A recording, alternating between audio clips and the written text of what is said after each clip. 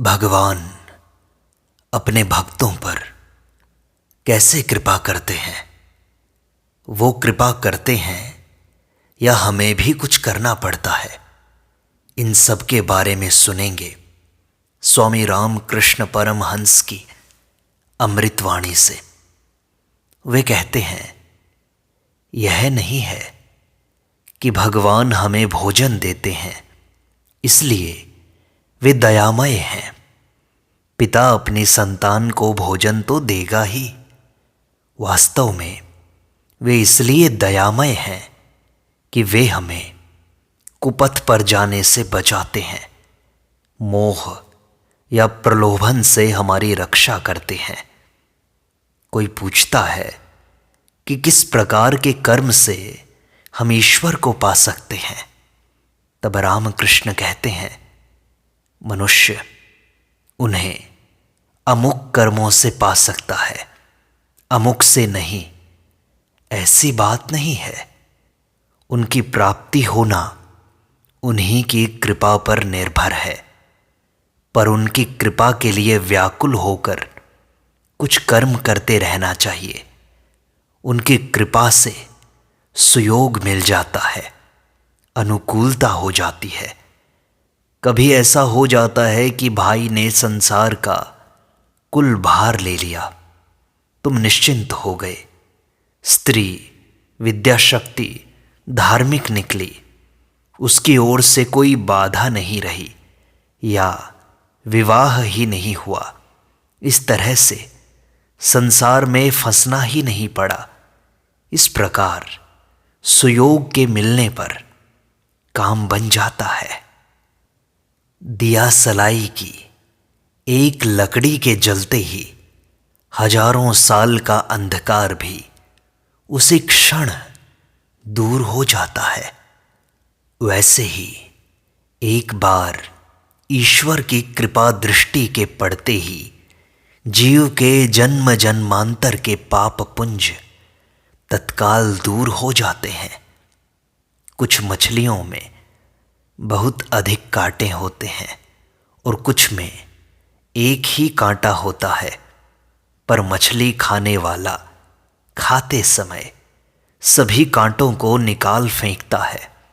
इसी तरह कुछ लोगों में अत्यधिक पाप होते हैं तो कुछ में एक आध ही पाप होते हैं, परंतु ईश्वर की कृपा होने पर सभी के पाप दूर हो जाते हैं। मलय पवन के लगने से जिन पेड़ों में कुछ सार है वे सब चंदन बन जाते हैं, परंतु बांस, केला इत्यादि सार रहित वृक्षों पर कुछ असर नहीं होता। इसी तरह भगवत कृपा पाकर जिनमें कुछ सार है वे तो तत्काल सद्भाव से परिपूर्ण हो जाते हैं, किंतु सारहीन विषयासक्त मनुष्य का सहज में कुछ नहीं होता। एक भक्त बहुत जप किया करता था। श्री रामकृष्ण ने उससे कहा, तुम एक ही जगह क्यों अड़े हो, आगे बढ़ो। इस पर भक्त ने कहा, यह तो उनकी कृपा के बिना नहीं हो सकता। तब श्री रामकृष्ण बोले, उनका कृपा रूपी पवन तो दिन रात बह ही रहा है। भव सागर पार करना हो तो अपनी नाव का पाल तान दो।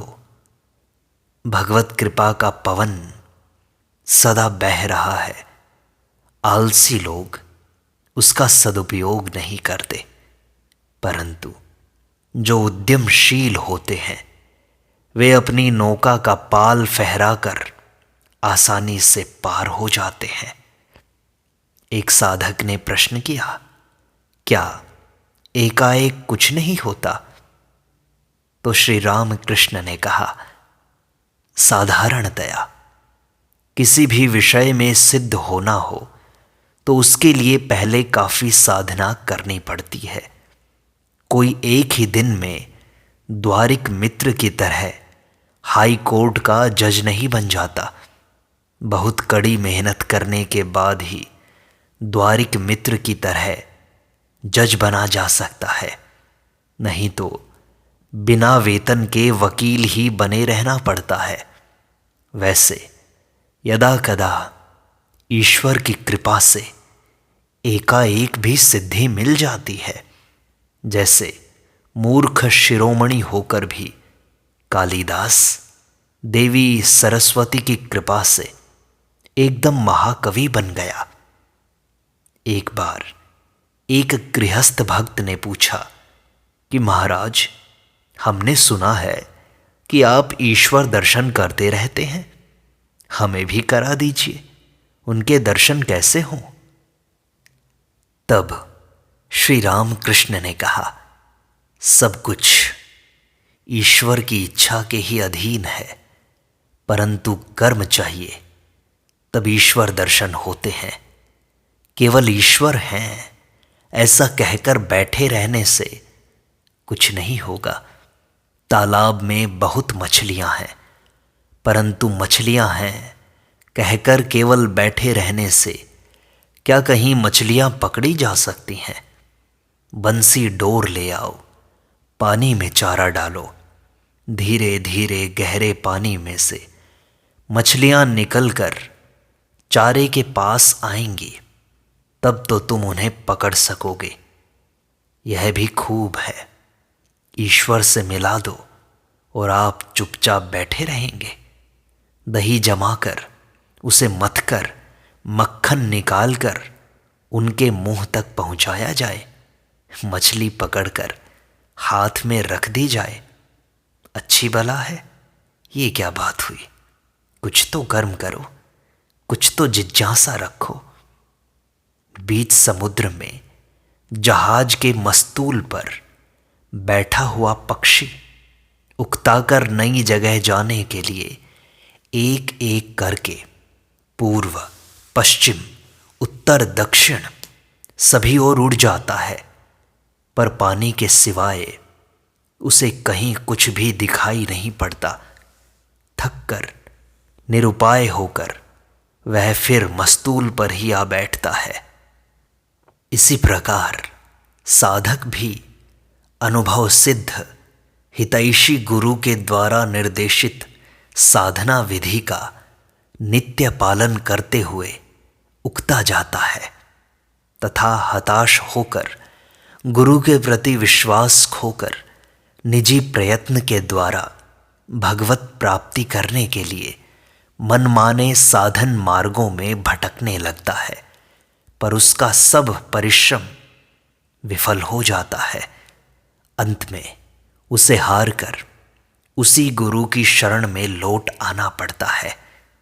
जब तक हवा न बहती हो तभी तक लोग गर्मी दूर करने के लिए पंखा झलते हैं।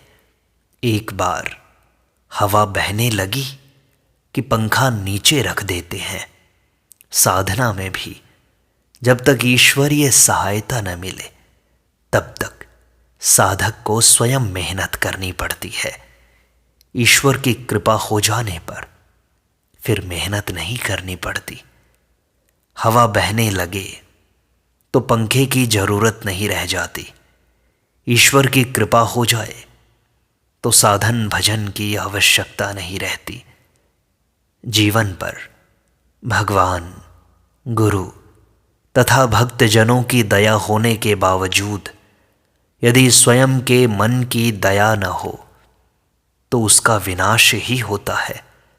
अर्थात इन तीनों की कृपा के होते हुए भी यदि मनुष्य के मन में मुक्ति की इच्छा न हो, व्याकुलता न हो, तड़प न हो, तो सदुपदेश, साधु संग इत्यादि जो भी उपाय हैं सब विफल ही हो जाते हैं। कितनी भी चेष्टा करो, भगवान की कृपा के बिना कुछ नहीं होता।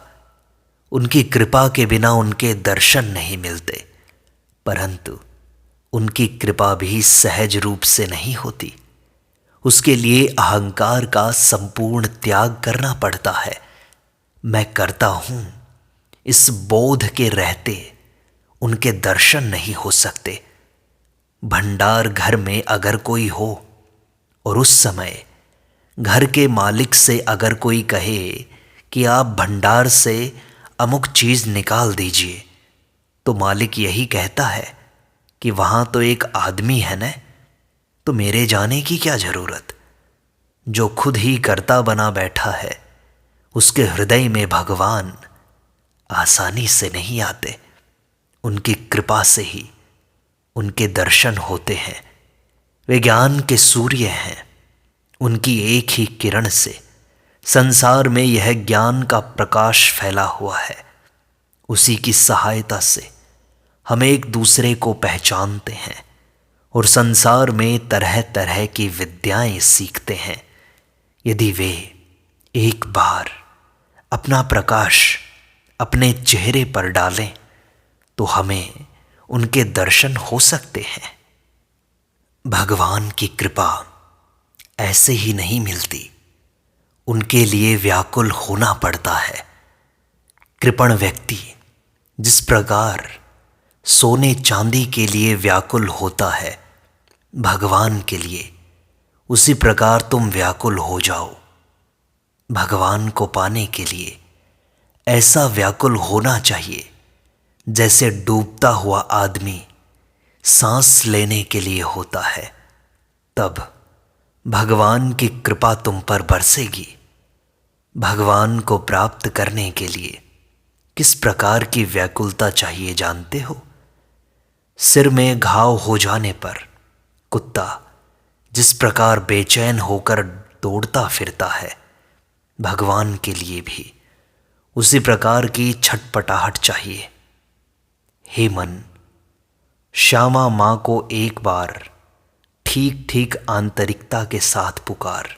देखें तो सही वह आए बिना कैसे रह सकती है।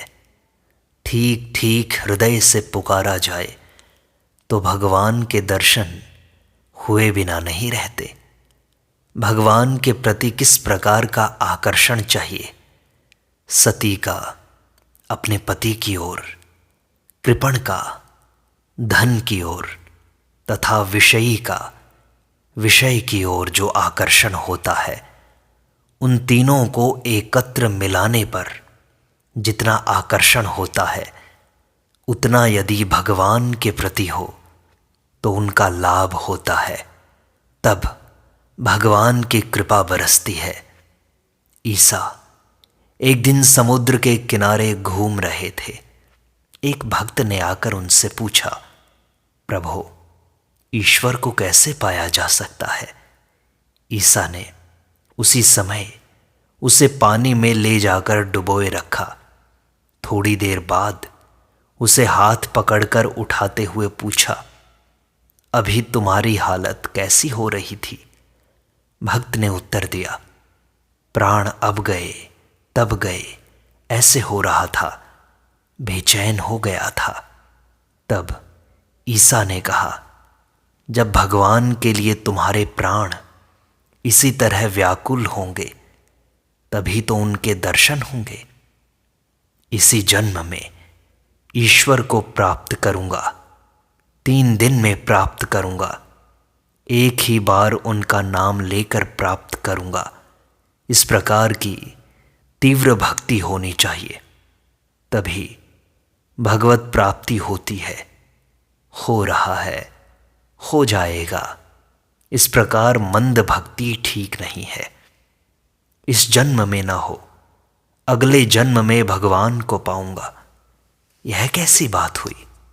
ऐसा ढीला ढाला सुस्त स्वभाव नहीं रखना चाहिए। उनकी कृपा से उन्हें इसी जन्म में प्राप्त करूंगा, इसी क्षण प्राप्त करूंगा। मन में इस तरह का भाव रखना चाहिए, विश्वास रखना चाहिए। इसके बिना नहीं होता। गांव में किसान लोग बैल खरीदने जाकर पहले बैल की पूंछ में हाथ लगाते हैं। कुछ बैल ऐसे होते हैं जो पूंछ में हाथ लगाने पर कोई विरोध नहीं करते, बल्कि अंग फैलाकर लौटने लग जाते हैं। ऐसा देखते ही किसान लोग समझ जाते हैं कि ये बैल किसी काम का नहीं। और पूंछ में हाथ लगाते ही जो बैल तिल मिलाकर एकदम उछलने लगते हैं, तो उन्हें देखकर वे समझ जाते हैं कि ये खूब काम आएंगे। इन्हीं में से वे बैल पसंद करके खरीद कर ले जाते हैं। ढीला ढाला भाव अच्छा नहीं लगता। अपने में जोर लाकर विश्वास के साथ कहो, भगवान को जरूर पाऊंगा, अभी इसी क्षण पाऊंगा, तभी तो यह संभव हो पाएगा।